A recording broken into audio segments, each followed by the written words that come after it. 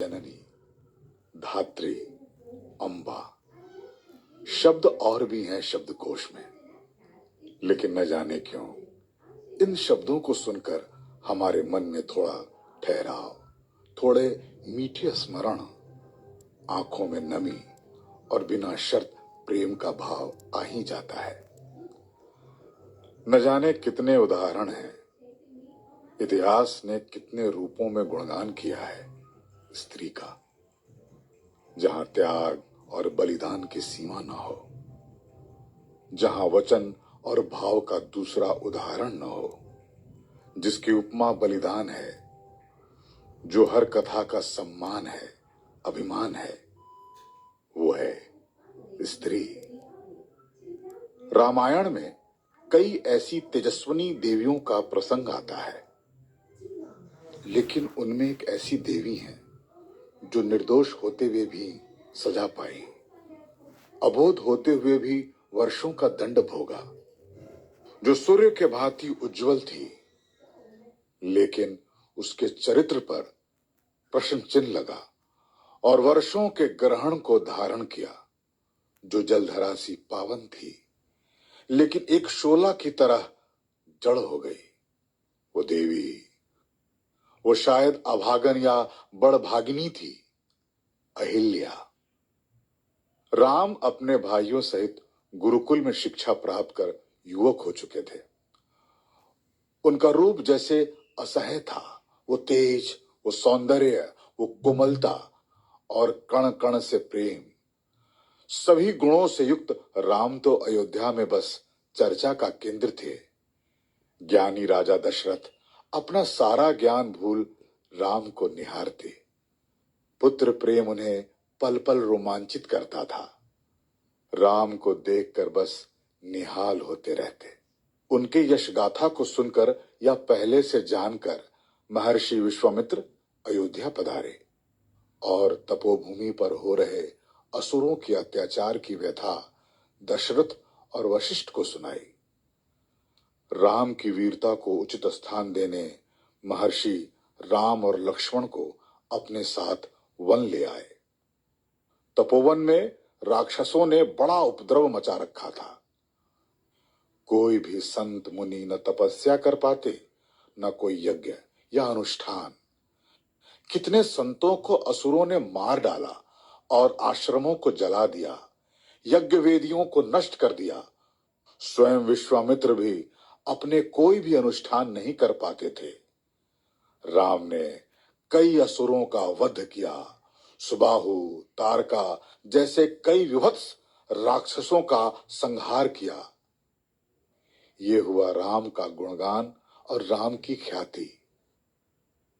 विश्वामित्र फिर राम को मिथिला ले गए। कहा, एक और अनुष्ठान होना है तुमसे राम। आज्ञा शिरोधार्य पाकर राम चल पड़े गुरु विश्वामित्र के पीछे।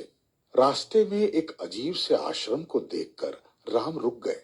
उन्होंने गुरु विश्वामित्र से पूछा, गुरुदेव, ये कैसा आश्रम है जहां तपोबल का तेज तो है, लेकिन सब कुछ मुरझाया हुआ है। न पेड़ पौधे हैं, न पुष्प, न कोई पशु, न पक्षी, न जल में शीतलता है, न वायु पे सौम्यता। फिर उन्होंने एक बड़ी शिला को देखा। इस शिला को देखकर मेरे हृदय में कुछ पीड़ा सी क्यों हो रही है, मुझे कुछ समझ नहीं आ रहा। मिथिला में प्रवेश और राम की ये करुणा देखकर गुरुदेव ने कहा, राम, तुम्हारा आगमन यहाँ इसी पीड़ा के प्रभाव से हुआ है। यहाँ सैकड़ों लोग इस रास्ते से गुजरते हैं, कोई इस पत्थर की तरफ देखता तक नहीं है। जिसमें कोई नहीं देखता उसे तुमने देखा। ये तुम्हारी करुणा है, तुम किसी के उद्धार का निमित्त हो। फिर विश्वामित्र ने राम से कहा, यह कथा एक अभागिन तपस्विनी की है। अभागिन इसलिए कि भाग्य ने विचित्र लीला की उसके साथ। वो बड़ी ही पतिव्रता और धर्मनिष्ठ थी। ऋषि गौतम की पत्नी के रूप में वो स्वर्ग के अप्सराओं से भी सुंदर थी, बड़ी ही मोहिनी और मन से कोमल। गौतम ऋषि की वो सेवा करती और अपने ईश्वर कर्मों में लीन रहती।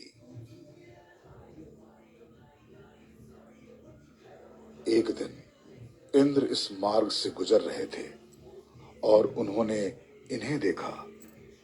इतनी सुंदर रूप देखकर वो मोहित हो गए और उसके मन में उस स्त्री को पाने की इच्छा तीव्र हो चली। एक सुबह जब गौतम ऋषि स्नान के लिए नदी तट पर गए, तभी इंद्र ने गौतम ऋषि का झूठा वेश बदलकर उनकी पत्नी की कुटिया में प्रवेश किया। गौतम ऋषि जब आए, उन्होंने इंद्र को अपनी पत्नी की कुटिया की तरफ देखा। उन्हें इंद्र के छल का पता चला। उन्होंने क्रोध में आकर इंद्र को श्राप दे डाला। वो इतने क्रोध में थे कि जैसे अग्नि धधक रही थी।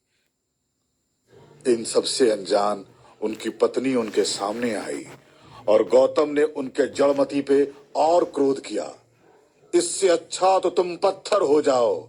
गौतम ने उन्हें श्राप दे दिया। वो वहीं शिला बन गई, जड़, पत्थर।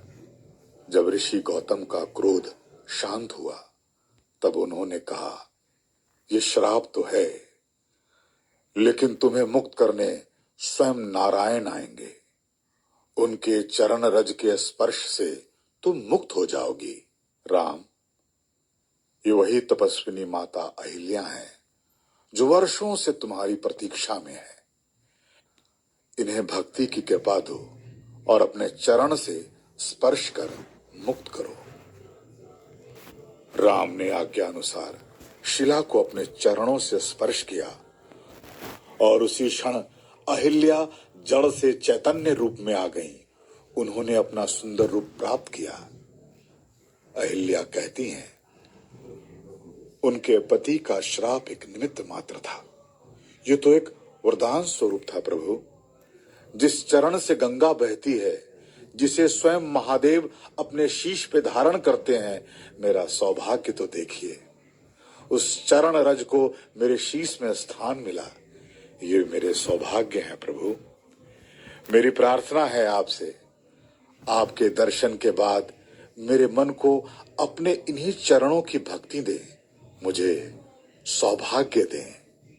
राम के मुस्कुराते ही जैसे अहिल्या स्त्री पुरुष जड़ चैतन्य की परिभाषा से मुक्त हो अपने पति गौतम के लोक को चली गई। वो उसी चैतन्य चेतना से जा मिली। अहिल्या अमर हो गई। अहिल्या रज पाकर राममय हो गई। इस चरित्र में मासूमियत है, शुद्धि है, भक्ति है, प्रेम है, विश्वास है और मुक्ति की असीम प्यास है। अहिल्या बेचारी नहीं, दुखियारी नहीं, वो तो उदाहरण है कि भक्ति पत्थरों में प्राण डाल सकती है। भक्ति जड़ चैतन्य से परे है। असीम भक्ति से परम को बड़ी आसानी से पाया जा सकता है। जय श्री राम।